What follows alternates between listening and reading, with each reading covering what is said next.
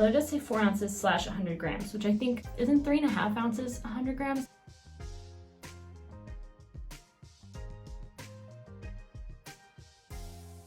Hello everyone, how are you today? I hope you're having a really good day. My name's Taylor. I come to you from Baltimore, Maryland, and on my YouTube channel I feature content that's generally focused on knitting and spinning. In this video, I want to share with you my newly completed Rowe cardigan. This is a design by Michele Wang, who is a fabulous YouTuber here on this platform, if you don't already know. And I knit this using Green Mountain Spinnery's worsted weight organic yarn. This is yarn made from Perrindale sheep that were grown, the wool was grown locally in Vermont and spun at the worker-owned cooperative mill in Putney, Vermont. I picked this up on their website. I saw them post about it and I don't think I hesitated to buy 8 skeins. I have a skein and a half remaining, so it seems that this project took me about 6.5 skeins. I knit the smallest size, and it is a design that has a double shawl collar, a set-in sleeve design, and it's knit with 3 gorgeous panels of charts that you follow for the back center, and then you repeat these side panels of charts on the front as well as the sleeves. They're slightly different in the directions that they turn, so that makes this super interesting and fun. I'm really happy with how it came out. I keep pulling it up on my neck because I feel like although I've blocked it, it hasn't really been on a body yet. If I can just continue to manipulate the fibers a little bit as I want them to rest, I feel like this is going to turn out to be a really well-fitting garment. I've never knit a flat pieced garment before with a set-in sleeve, so this is a first for me. I've also never really knit such a hugely cabled garment, so that was really exciting and fun. I'm starting to sweat, so I'm actually going to take this off. You can see that I'm wearing today a Kate Davies design. This is the Danthin pullover. It is a dolman sleeve pattern. Anyway, I did knit this with my hand spun yarn. This is yarn that I dyed in small batches using natural materials I found in Baltimore City, and I spun that fiber up after hand combing it to be a 2-ply yarn. And I love this garment. I thought I'd share that with you in case you're new here. If you haven't already, do please subscribe and hit the bell so you know when I have new content uploaded. I want to thank you so much for taking the time to click on this video. It really means so much to me when those of you who check me out leave a comment, give it a like. It just makes my day. It's really nice to see what you guys have to say out here in the internet, where things are like sometimes weird. I don't know about you, but I have weird experiences online, like Twitter. I don't even open Twitter that much. It just feels very like now. And people like post things and you're like, what is this talking about? And then you realize it's Taylor Swift. And then you go on this Taylor Swift wormhole for 30 minutes in your morning and you just realize there's too much happening all at once. I digress. I do anticipate knitting another Danthin in my future. I think I'm going to use a DK weight yarn from my stash, and I'm going to add a little bit of short row shaping to the front to lift it up a little bit, because I tend to kind of do that a lot, and I feel like no one wants that, you know what I mean? Anyway, I'm currently knitting another Kate Davies design. It's a Kate Davies episode here. This is her Ducat sweater. It's a top-down raglan construction. A lot of the times, new knitters pick top-down sweater patterns because it's easy to try on.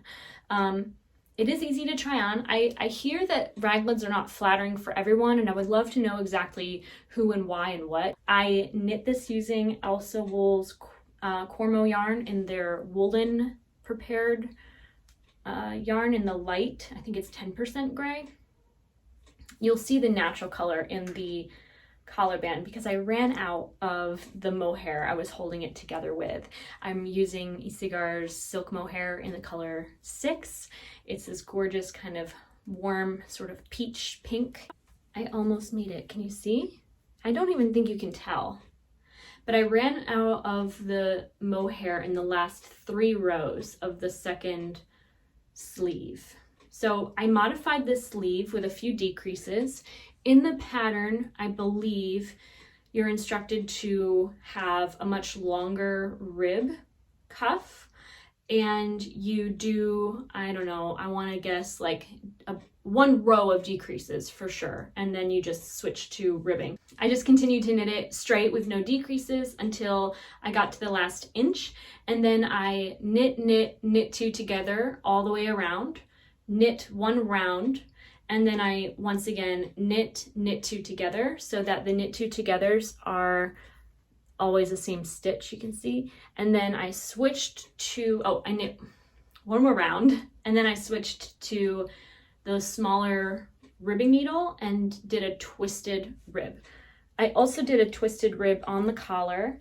I'm not sure, I didn't follow the type of ribbing instructions in the pattern, which I believe is specific to the design. I just did a twisted rib because that's what I like.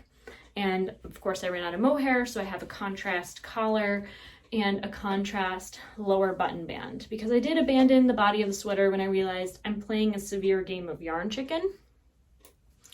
And because this sweater is so wide and I have somewhat of a narrow waist, I decided I would do a single round of decreases. I did knit two and then knit two together and then switch to ribbing because I wanted it to kind of pull in at the waist just as much as it did at the sleeve, but I knew I didn't have any mohair left, so I didn't want to do the same 4-row decrease that I did on the sleeve at the body because I just couldn't afford to, given the fact that I had no mohair. So I just switched to ribbing after that decrease round, and I'm continuing the twisted rib. So I hope to knit this at least for maybe 6 inches. I should probably just try this on for you and give you a look at how it's working right now. I have this tool here. I know I've talked about it in the past, but it's possible that you haven't been around for that. I have these really long cords, and they're super great for trying on projects that you're pulling over your head so your arm doesn't pop all the stitches off. And there's this little connective tool. I have it on a smaller cord right here. I'm going to switch it over. These little connectors, you can connect cords together.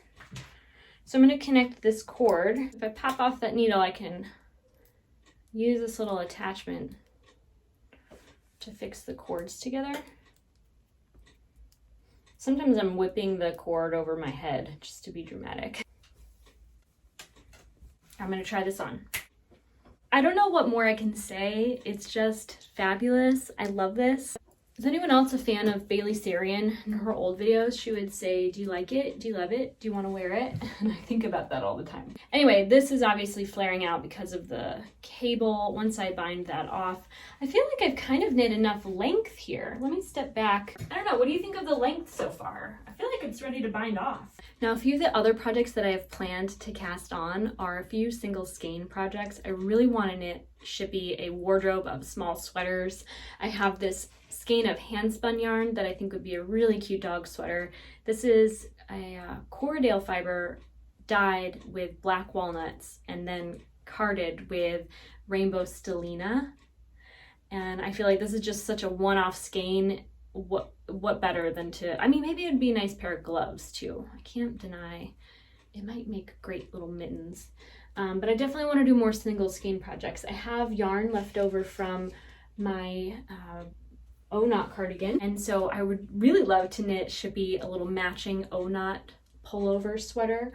And because I have 1.5 skeins left over of the Green Mountain Spinnery yarn from my Rowe cardigan, I could make her a matching cabled Rowe pullover as well. So those are my intentions with this yarn from my stash. You might remember I showed this recently. I picked up these 2 skeins from Catskill Merino, and they are the most luscious and soft merino 2-ply yarn I've ever felt. This is also milled at Green Mountain Spinnery, which I think is fabulous because I love their products so much. And I do want to make Brian a very simple cabled hat. It's probably going to have 2x2 ribbing and some sort of cabling design at the crown. So I do want to cast that on very soon. I have forever had this project planned. A lovely viewer knew I was feeling low at the time and reached out and said, what pattern do you want? And I asked for the shifty cowl. And so I really wanted to knit the shifty cowl with my hand spun yarn. So I do intend to cast that on in the near future. I think I have just enough. I'm playing a little bit of a game of yarn chicken, but I always have more hand spun I can pull from somewhere. So that is gonna happen one day, I keep telling myself. And then the last I'll just pull out here for you. This is a very yellow project I have planned from the Shetland Trader. And I want to do a really quick corrections corner, and I think it's happening once again. These two colors, this is color 1, this is color 2, they're very different. They look identical on camera. They are not the same. If you look at these at night in the dark, when the light is low, the color number 92 Marigold, these are like school bus yellow, bright AF yellow. And then the color 91 Yellow, they are more lemony bright school bus. They're like school bus, but they're not, they're an off-brand school bus color. They are cooler, they're lighter in the dark. They look so different in the dark, but they look so much the same in certain lighting. It's crazy. I intend to knit these together. I'm gonna make a super yellow vest. I found this pattern in the book and I thought to myself, I would really like a vest. I don't wear vests, I don't own a vest, but I feel like I could wear a vest. And I bought a shirt. I showed it, I actually wore it in my last video. This is gonna be the like main color, which is not Shetland wool. It's Norwegian wool, I think. And then this is an extra color I kind of threw in because I thought it might bring things together, might lighten it up and make it a little less like too much of one thing. And I don't know, we'll see. I'm gonna start with knitting a swatch. Once I have that swatch ready to show you, of course I'm gonna post it here on my YouTube channel. So that's coming up, I hope.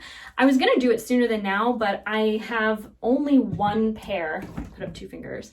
I have only one pair of size 4 needles. And so I had to order on the internet a couple sets of size 4s to get over here to me. I use size 4s a lot in my knitting and I tend to break them because I use wooden needles. If I have my knitting in the bed and myself or my dog or Brian like sits down, we very often break my knitting needles just by being a little haphazard in the bedroom, I guess. But I also intend to knit other projects from the Shetland Trader book. I have another basket of yarn ready to go. I think I was actually going to swatch for this project first. These are the colors that I've chosen to knit the cover pattern of this book. And this little bag here, this is actually my knitting needle stash. This is all my knitting needles right here in this little clutch. I keep it rather simple. I only have a collection of many Chiagu 9-inch for all my sleeves and small circumference projects. I have fixed circulars of, I think, 24 inches and up, 20 something and up. Most of them are 30-inch circulars in the small size needles, like 3s, 2s, 1s. And then over here, well, in the bottom of that, I have all my interchangeables. And then I have all my little tools, like my little gauge measure and all my stitch markers. I have a little bag where I keep the little things. My scissors, my nail file, my hand cream. I made this hand cream years ago. I still have more beeswax to use, but it's simply beeswax, argan oil, and lavender essential oil. And it's this really heavy, heavy balm. And this is the only cream that will like save my hands in the winter. I have been on this hand cream craze lately. I've been buying like little tubes that I can tuck into all of my knitting project bags. But this is one that's like a staple, and so it sits in my long-term knitting space. I like that this is really small because I can grab it and take it on a vacation and not feel like I'm packing my entire life for a weekend away. And I have literally everything I could possibly need in this little container here. This is from the thrift store. I don't even know if I bought this or my friend Olivia gave this to me, but I feel like it was a really good find. I'm always on the hunt for cute little fabrics like this one. I really, really love it. Now that is it for this week's episode of the Thread to Mend podcast. I want to thank you so much for watching. Really, sincerely, all of my new subscribers, hello. I'm so glad that you're here. If you haven't subscribed, I've probably already said that you should do that and hit the bell. You can find me on social media as Taylor E. Owen on Ravelry, Instagram, and Twitter. I am Taylor Knits on TikTok. I hope that you have a wonderful day. Again, thank you so much for being here. I keep seeing bees on my marigold. I don't know if you can see that bee right there. So I hesitate to tear these out of the ground quite yet. I think I'm gonna wait until they look dead. Maybe when it gets a little too cold for them to live, but as long as they have blooms, I really don't want to rob the bees. So I am gonna dye with these, but it's gonna be a little bit of time. Please keep an eye out for that video when the time is right. I'm in my garden right now and I just let the dog out to use the bathroom really quick. I took the afternoon off work today. I'm gonna go out front and I'm gonna collect all the leaves that I can. Something that I do for my garden is I collect all the leaves possible with my leaf blower shredder combo, and I use them in my compost bin. That's quite a bit of work. I'm gonna get to it now. You can see that I top off my beds with quite a bit of leaf mulch. I dig down here. I think I laid about 3 inches maybe of leaf mulch, and that keeps my plants really happy and insulated on the cold nights, and it adds to the soil. So we're capturing carbon into the ground, so it's not in the atmosphere. I also try to keep leaves off the grass as much as possible, so I probably won't take the leaf blower out back today. I'm just gonna focus on what we have out front to collect from the street and sidewalk. It is now a few days later and I have mulched this bed as well as the continuation of the raspberries, and everything has a nice layer of leaf mulch. I hesitated to lay down leaves here because I have my hostas popping up and I want to keep a nice close eye on them. These are a variety called Fire and Ice. I tucked them in this little shady spot where I can't really grow much, so I thought a shade-loving plant is perfect for these two areas. I have 5 here and 5 here between the cattle panels. And that is just a brief update. This is living in the city. I hope you have a wonderful day and that you all take care. Have a good one.